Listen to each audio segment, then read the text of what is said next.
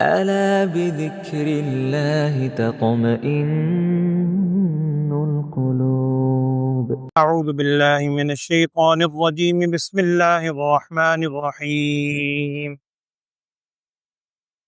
ومن دونهما جنتان فبأي آلاء ربكما تكذبان مدهامتان فبأي آلاء ربكما تكذبان فيهما عينان نضاختان فبأي آلاء ربكما تكذبان فيهما فاكهة ونخل ورمان فبأي آلاء ربكما تكذبان فيهن خيرات حسان فبأي آلاء ربكما تكذبان حور مقصورات في الخيام فبأي آلاء ربكما تكذبان لم يطمثهن إنس قبلهم ولا جان فبأي آلاء ربكما تكذبان متكئين على رفرف خضر وعبقري حسان فبأي آلاء ربكما تكذبان تبارك اسم ربك ذي الجلال والإكرام. صدق اللہ العظیم.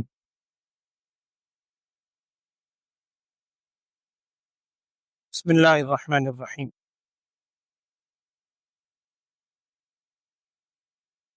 سورہ رحمان کی آخری آیات، اور میں نے آپ سے عرض کیا تھا اس کو عروس القرآن بھی کہا جاتا ہے، قرآن پاک کی دلہن کے طور پر. بعض روایات میں ہے کہ ہر چیز کی کوئی خوبصورتی اور زینت ہوتی ہے. سارا قرآن ہی انتہائی خوبصورت اللہ کا کلام ہے، لیکن بعض الفاظ میں، بعض صورتوں میں ایک فطری طور پر اللہ نے ردم اور خوبصورتی رکھی ہے. ان میں ایک سورہ رحمان بھی ہے. اس میں فبأي آلاء ربكما تكذبان کا لفظ آپ دیکھیں بار بار، تقریباً 31 یا 37 مختلف، مجھے ذہن میں نہیں ہے گن کے دیکھ لیں، 31 دفعہ، 31 مرتبہ سورہ رحمان میں فبأي آلاء ربكما تكذبان کے الفاظ آئے.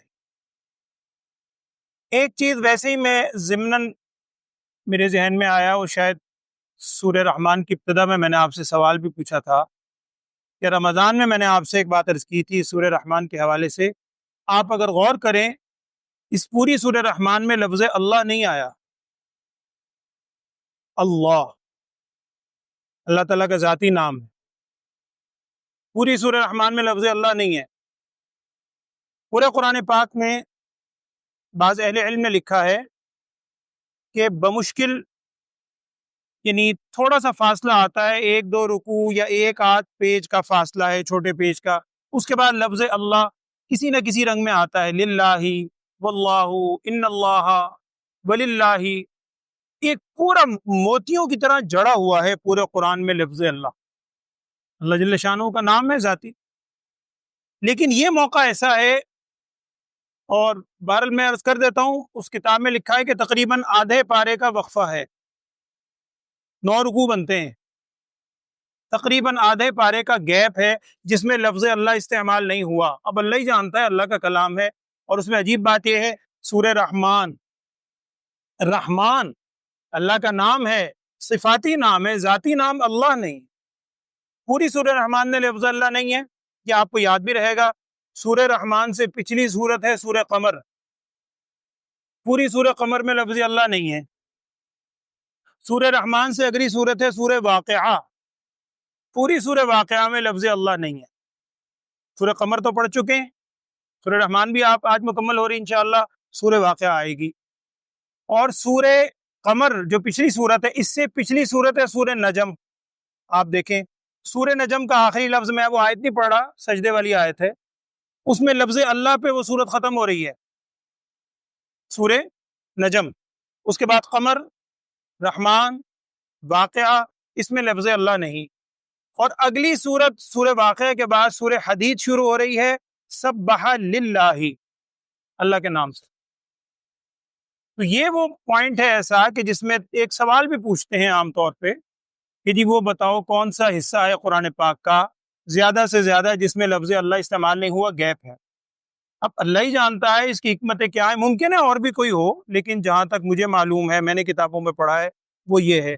تو سورہ رحمان میں لفظ اللہ استعمال نہیں ہوا، حکمت اللہ ہی جانتا ہے، اللہ جانے، اس کا کلام جانے۔ بہرحال اس صورت کے اندر میں عرض کر رہا تھا کہ خاص ردم ہے۔ اچھا، یہ جو آج آپ نے آیات سنی ہیں، چند آیات پہلے بھی آپ نے یہ الفاظ سنے تھے پچھلے رکوع کے آغاز میں کہ وَلِمَنْ خَافَ مَقَامَ رَبِّهِ جَنَّتَانِ، جو اپنے رب کے سامنے کھڑا ہونے سے ڈرتا ہے اس کے لیے 2 جنتیں ہیں۔ آج کے الفاظ کیا ہیں؟ وَمِن دُونِهِمَا جَنَّتَانِ، وہ جو پیچھے 2 ذکر ہے نا، ان کے علاوہ بھی 2 جنتیں ہیں، ان کے علاوہ بھی 2 جنتیں ہیں۔ اس کو مفسرین نے سمجھایا ہے اس انداز میں، اور اگلی صورت میں اس کی تفصیل بھی آ رہی ہے کہ جنتیوں کے بھی مختلف درجات ہیں، اور یقیناً ہے، کوئی جنت عدن میں ہوں گے، کوئی جنت الفردوس کا مقام ہے، مانگنی ہمیں جنت الفردوس ہی چاہیے، حدیث میں بھی آپ صلی اللہ علیہ وسلم نے ارشاد فرمایا، لیکن جیسے طبقات ہیں مختلف طبقے ہوں گے، تو ان میں جو سب سے بلند طبقے کے جنتی ہوں گے، اگلی صورت میں ان کو کہا گیا ہے والسابقون السابقون اولئک المقربون، اور اسی صورت میں کل آپ انشاءاللہ آیات سنیں گے، اگلے الفاظ ہیں واصحاب الیمین ما اصحاب الیمین فی صدر مخضود وطلح منضود وظل ممدود، وہ بھی اہل جنت ہیں اصحاب الیمین، اور سابقون السابقون وہ بھی اہل جنت ہیں۔ تو پہلی جو 2 جنتیں ہیں، بعض مفسرین نے لکھا ہے وہ سابقون الاولون کے لیے ہیں جو بڑے مقرب ہوں گے، اور یہ جس کا آج ذکر ہے وَمِن دُونِهِمَا جَنَّتَانِ، اس کے علاوہ بھی 2 جنتیں ہوں گی، یہ ان لوگوں کی ہوں گی جو اس سے یعنی کم درجے کے ہیں لیکن ہیں اہل جنت، اصحاب الیمین میں شمار ہوں گے، وہ بھی بہت بڑی ہے۔ اب یہ جو 2 جنتیں اس کی کیفیات کیا ہوں گی؟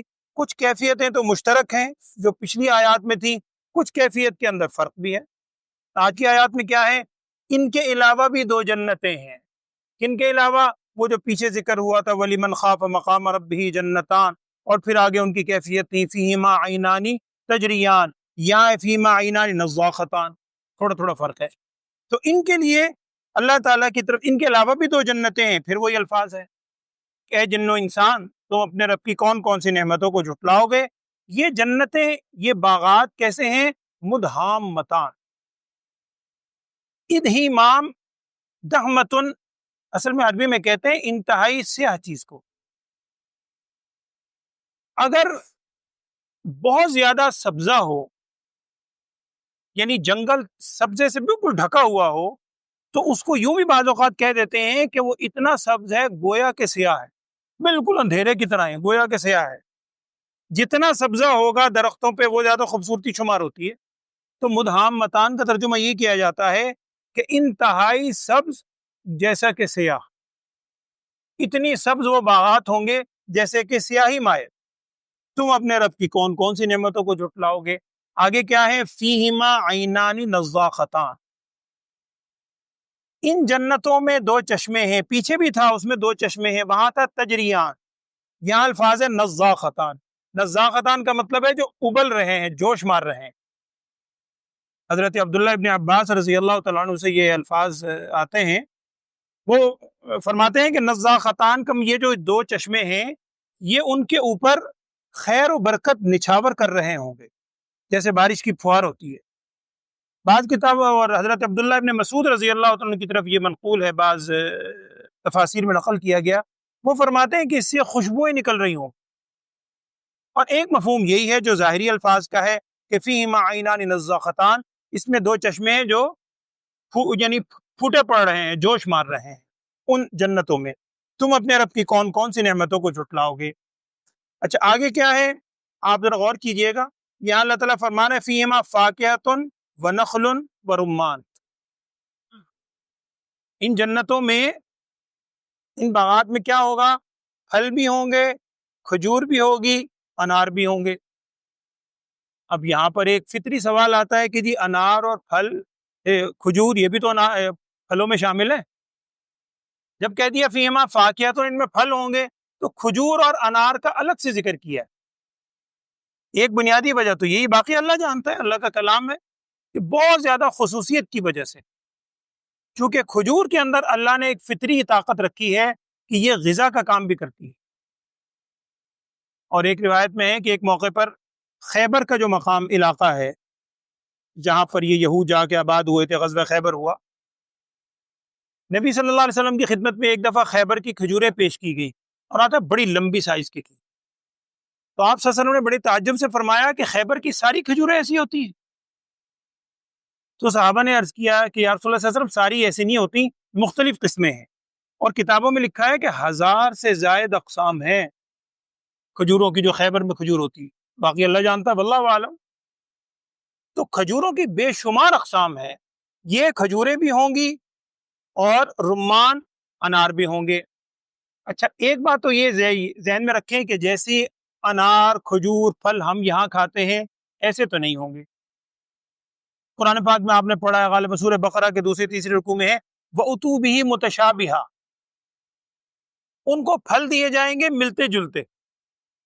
یعنی بعضوں نے کہا ہے کہ رنگت اور شکل و صورت ایسی ہوگی جیسی دنیا کے پھل ہیں، لیکن جب کھا کے دیکھیں گے تو ذائقہ میں زمین آسمان کا فرق ہو. بعض کہتے ہیں کہ ایک پھل ابھی کھایا تھا، دوبارہ اٹھائیں گے یہ سیم ویسے ہی ہے، لیکن جب کھائیں گے تو اس کے ذائقے میں بہت فرق ہوگا. اور ایک چیز اس کے ساتھ اور ذہن میں رکھ لیں کہ یہاں پر علماء نے سمجھایا ہے کہ یہ پھل جو ہوں گے نا، یہ پھل آپ کو دنیا سے لے جانے پڑیں گے، دنیا سے لے جانے پڑیں گے. لے جانے کیسے پڑیں گے؟ آپ نے وہ حدیث سنی ہے، معراج کے موقع پر نبی صلی اللہ علیہ وسلم تشریف لے گئے تھے. وہ لمبا واقعہ ہے. حضرت ابراہیم علیہ السلام سے جب ملاقات ہوئی تھی سیدنا ابراہیم علیہ السلام سے، تو ابراہیم علیہ السلام نے کیا فرمایا تھا، اس کا مفہوم ہے، 2-3 الفاظ فرمائے تھے. اس کا مفہوم یہ ہے، آپ اپنی امت کو میرا سلام کہیے گا. ابراہیم علیہ السلام نے سلام بھجوایا ہے ہمیں. اور یہ کہیے گا اپنی امت سے کہ یہاں کی جنت کی زمین بڑی زرخیز ہے، یہاں کا پانی بڑا ہی میٹھا ہے، لیکن یہاں کی زمین جو ہے نا، میدان، وہ بالکل چٹیل ہے، صاف ہے. اس میدان کے پھل کیا ہیں؟ سبحان اللہ، الحمدللہ، اللہ اکبر. سبحان اللہ پڑھو، ذکر کرو، اللہ وہاں ایک درخت لگا دے گا. الحمدللہ پڑھو، ایک درخت لگ جائے گا. ذکر پڑھو، درخت لگتے چلے جائیں گے. تو یہ میں عرض کر رہا ہوں کہ علماء نے لکھا ہے یہاں سے لے جانے پڑیں گے. مطلب یہ ہے کہ یہاں آپ جتنا ذکر کریں گے، اللہ کا نام لیں گے، اللہ جل شانہ ویسے ہی وہاں پر درخت اتنے لگاتا چلا جائے گا. تو وہاں پر ان جنتوں میں فاکہۃ پھل ہوں گے، ونخل اور کھجوریں ہوں گی، ورمان اور انار ہوں گے. تم اپنے رب کی کون کون سی نعمتوں کو جھٹلاؤ گے.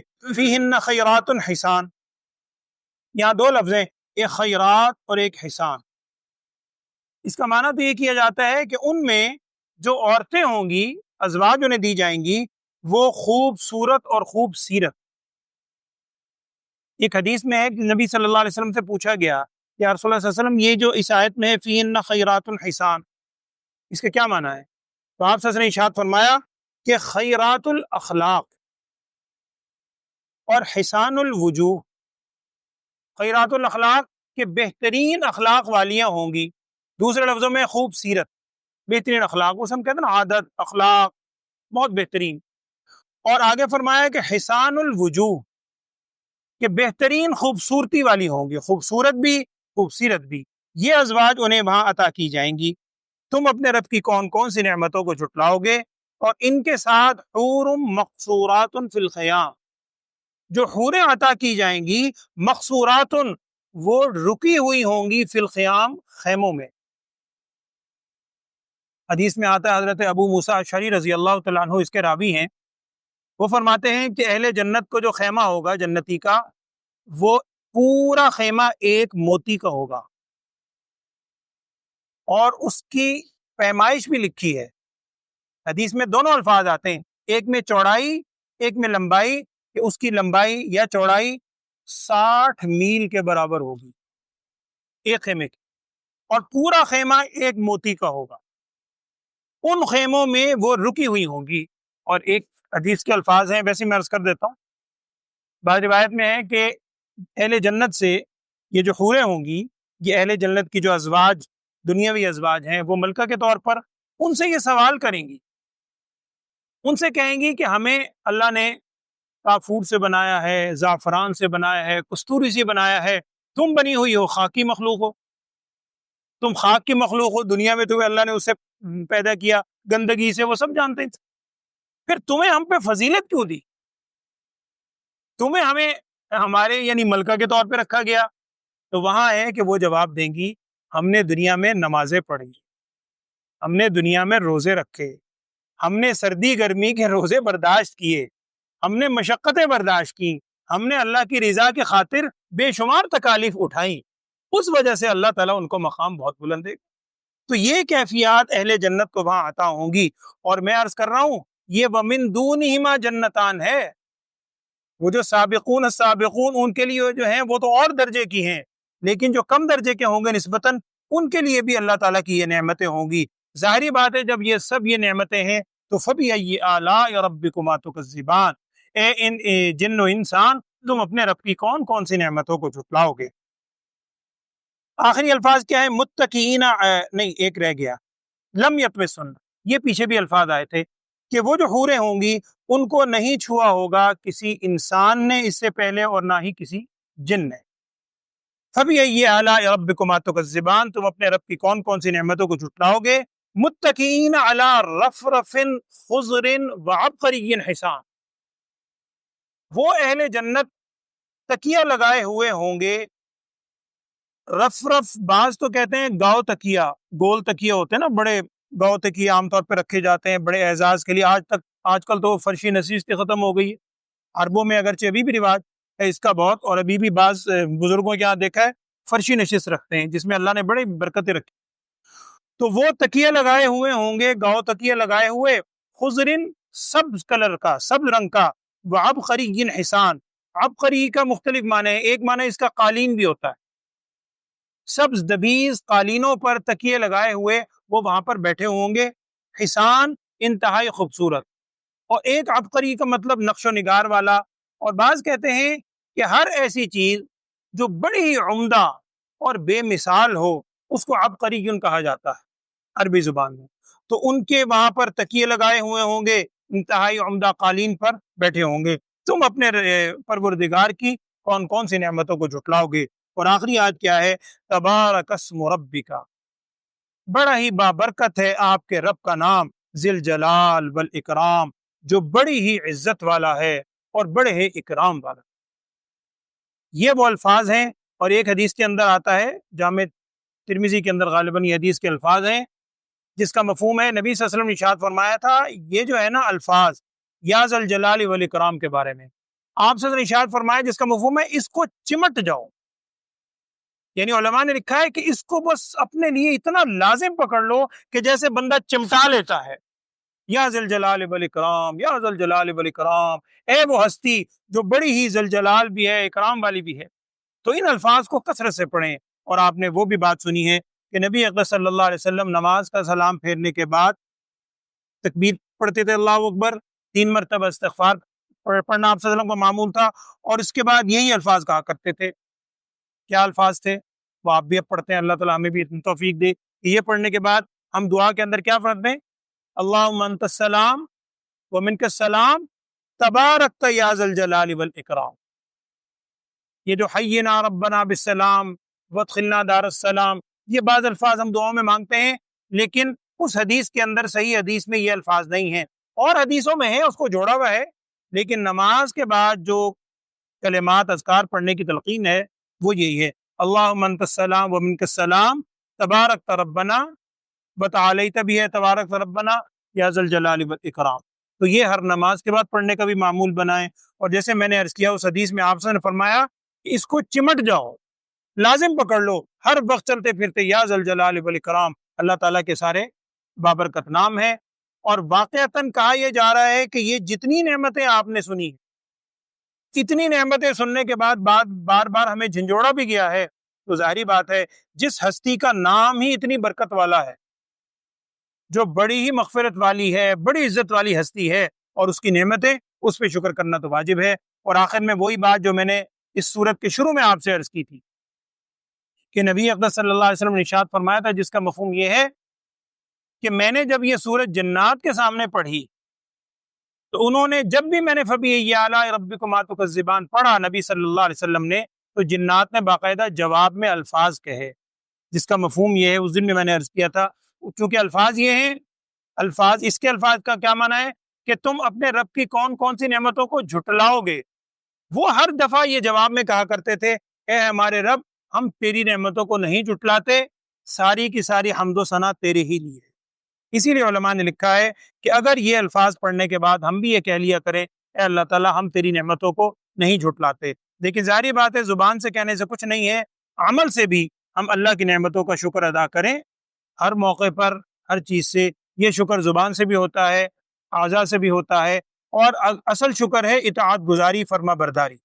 اللہ تعالیٰ ہمیں عمل کی توفیق دے، آمین۔ ترجمہ سنیے، اعوذ باللہ من الشیطان الرجیم، بسم اللہ الرحمن الرحیم۔ وَمِن دُونِهِمَا جَنَّتَانِ، اور ان دونوں کے علاوہ جو پیچھے دو جنتوں کا ذکر ہے، وَلِمَنْ خَافَ مَقَامَ رَبِّهِ جَنَّتَانِ، ان کے علاوہ بھی دو جنتیں ہیں۔ فَبِأَيِّ آلَاءِ رَبِّكُمَا تُكَذِّبَانِ، اے انسان و جنات، تم اپنے رب کی کون کون سی نعمتوں کو جھٹلاؤ گے۔ مُدْحَامَّتَانِ، وہ دو جنتیں اتنی سبز ہیں گویا کہ سیاہ، اتنی سبز ہیں کہ سیاہی مائل، تم اپنے رب کی کون کون سی نعمتوں کو جھٹلاؤ گے۔ فِيهِمَا عَيْنَانِ نَضَّاخَتَانِ، ان جنتوں میں دو چشمے ہیں، نضاختان، جو کہ ابل رہے ہیں، پھوٹ پڑے ہیں۔ فَبِأَيِّ آلَاءِ رَبِّكُمَا تُكَذِّبَانِ، انسان اور جنات، تم اپنے رب کی کون کون سی نعمتوں کو جھٹلاؤ گے۔ فِيهِمَا فَاكِهَةٌ وَنَخْلٌ وَرُمَّانٌ، ان جنتوں میں ہر قسم کے پھل بھی ہیں، اور خصوصیت سے کھجور بھی ہے اور انار بھی ہیں۔ فَبِأَيِّ آلَاءِ رَبِّكُمَا تُكَذِّبَانِ، تم اپنے رب کی کون کون سی نعمتوں کو جھٹلاؤ گے۔ فِيهِنَّ خَيْرَاتٌ حِسَانٌ، ان اہل جنت کے لیے اس میں خیرات حسان، جو عورتیں ہیں وہ خیرات اور حسان۔ میں نے عرض کیا کہ خیرات کا تعلق اخلاق سے ہے، بہترین اخلاق والی، خوبصورت، اور حسان، اور انتہائی خوبصورت ہوں گی۔ فَبِأَيِّ آلَاءِ رَبِّكُمَا تُكَذِّبَانِ، تم اپنے رب کی کون کون سی نعمتوں کو جھٹلاؤ گے۔ حور مقصورات فی الخیام، وہ جو حوریں ہیں وہ رکی ہی ہوں گی خیموں میں۔ فَبِأَيِّ آلَاءِ رَبِّكُمَا تُكَذِّبَانِ، تم اپنے رب کی کون کون سی نعمتوں کو جھٹلاؤ گے۔ لَمْ يَطْمِثْهُنَّ إِنسٌ قَبْلَهُمْ وَلَا جَانٌ، ان حوروں کو نہیں چھوا ہوگا اس سے پہلے کسی انسان نے اور نہ ہی کسی جن نے۔